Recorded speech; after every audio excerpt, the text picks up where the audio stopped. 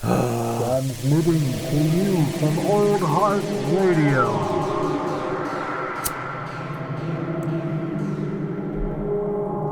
Just to be clear, it is 8:30 in the morning.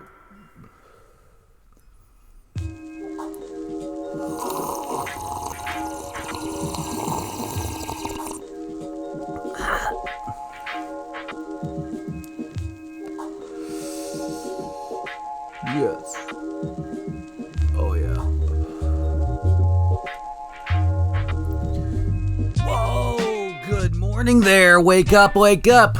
It's another episode of your probably least favorite podcast, but that's okay. It's Coffee and Contemplation. Come on down here. Let's record something for you to listen to, hot dogs. I'm your host, Old Heart, a.k.a. Jared, a.k.a. It is me, as always. Literally nobody has ever hosted a Coffee and Contemplation without me. Pointing at Lucas there. But yes, it is I am here trying to figure out what the fuck to ripen my coconut about. I just really got moving a little bit ago. It is somewhere around 8:30 in the morning on my Monday.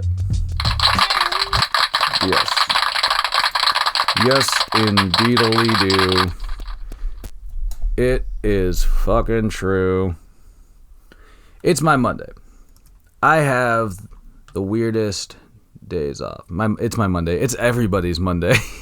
Well, not everybody's. It's most people's Monday if you live in the United States. Yeah. I'm just waking up. I'm waking up. I'm smoking a J. I'm drinking a cup of coffee. I'm enjoying my day off so far. Let's see how fucking long that goes. Why? Because it's, kind of gloomy out, sort of gray, windy. Might just be a nasty day. Sometimes those nasty days can get you. That's actually why there's this thing called Seasonal Affective Disorder. I don't think that I necessarily have seasonal affective disorder, but I for sure know people that do, and I don't think it's honestly, it's one of those things, I remember when I was a fucking kid, and people used to still schlub off ADHD. ADD was oh yeah, people with ADD are fucking they're weird, or they're off, or it's just a joke thing, it's a joke disorder. It's not a real issue. It's I think Dennis Leary once said something to the effect of people, parents whose children are autistic are letting their kids be that way. They're choosing to have their kids be autistic or whatever. And that doesn't make an iota of sense. It's completely untrue. And it's honestly just Dennis Leary being an asshole. But the same thing, I think, kind of happens to seasonal affective disorder nowadays. I think a lot of people don't take it seriously, and maybe it's because the acronym is SAD, and so it's a little on the nose. But I'm not one of those people. I do take it as something that does affect people. Although I don't necessarily, I don't know. I don't think it affects me, and I'm pretty sure I maybe have talked about this before, but whatever. Anyway, I'm on the MayoClinic.org website, looking up seasonal affective disorder, aka SAD. And seasonal affective disorder is a type of depression, and it is directly related to changes in seasons. So seasonal affective disorder usually happens around and ends around the same time every year. it's symptoms start in the fall, continue through winter, and then usually kind of get relieved a bit in spring and during the summer.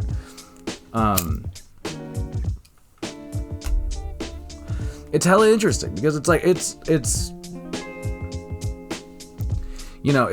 something being directly related to the seasons is really just kind of interesting to me anyway. But I think symptoms include feeling depressed most of the day, nearly every day, losing interest in activities you once enjoyed, having low energy, having problems with sleeping, experiencing changes in your appetite or weight, feeling perhaps sluggish or agitated, having difficulty concentrating, feeling hopeless, worthless, or guilty, and having frequent thoughts of death or suicide.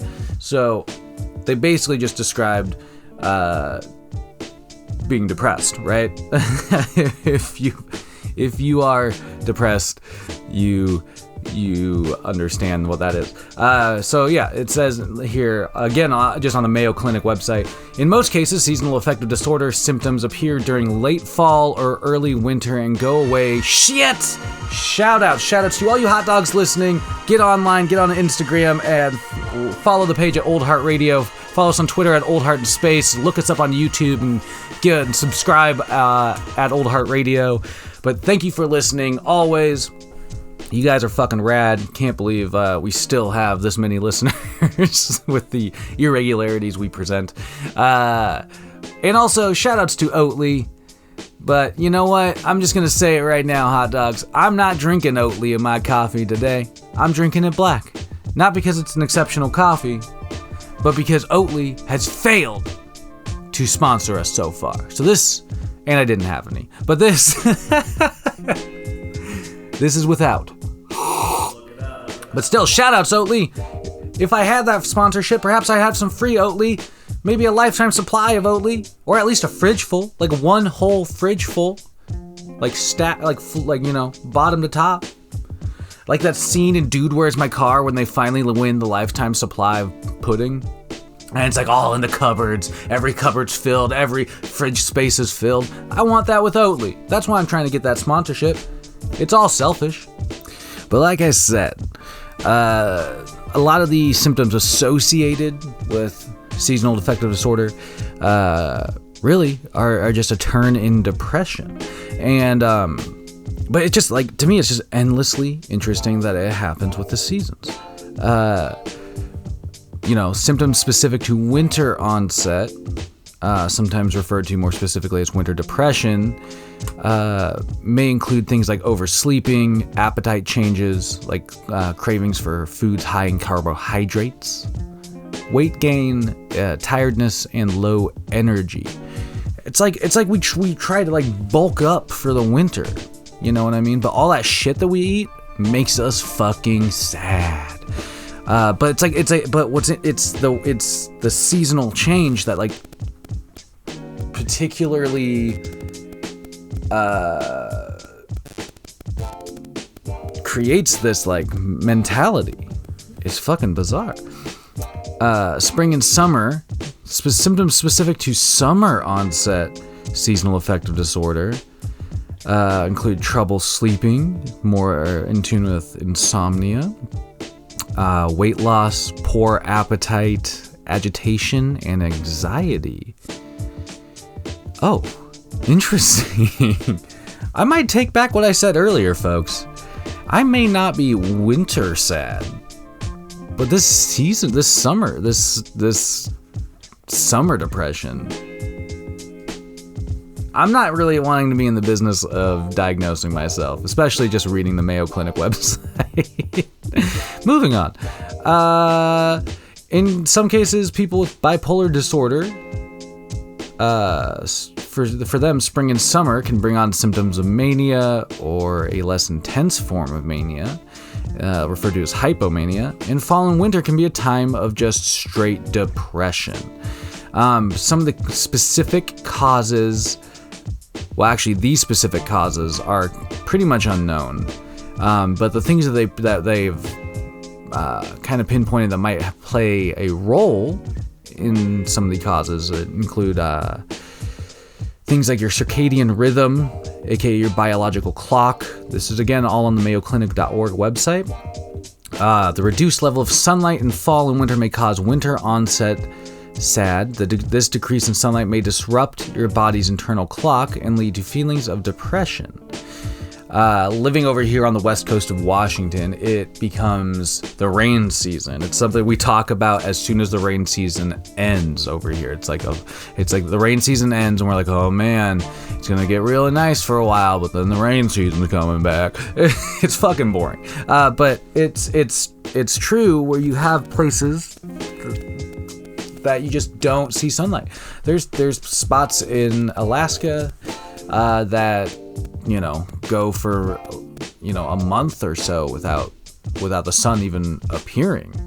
It's it's something that does get it as humans. It actually has an effect. Serotonin levels. A drop in serotonin, a brain chemical that helps affect mood with a neurotransmitter, might play a role as well. Reduced sunlight can cause a drop in serotonin that might trigger depression. Melatonin levels can also be disrupted with the seasonal changes, which can play a role in how our sleep patterns are formed, and that directly relates to our mood. Some risk factors for seasonal affective disorder include family history. People with SAD may be more likely to have blood relatives with seasonal depression, affective disorder, or another form of depression. Having major depression or bipolar disorder could be more affected, as we kind of talked about earlier during this season. Living further from the equator. So the further south or north you live could have an effect, because you might see a decreased amount of sunlight during the winter and longer days during summer months, and that can have an effect.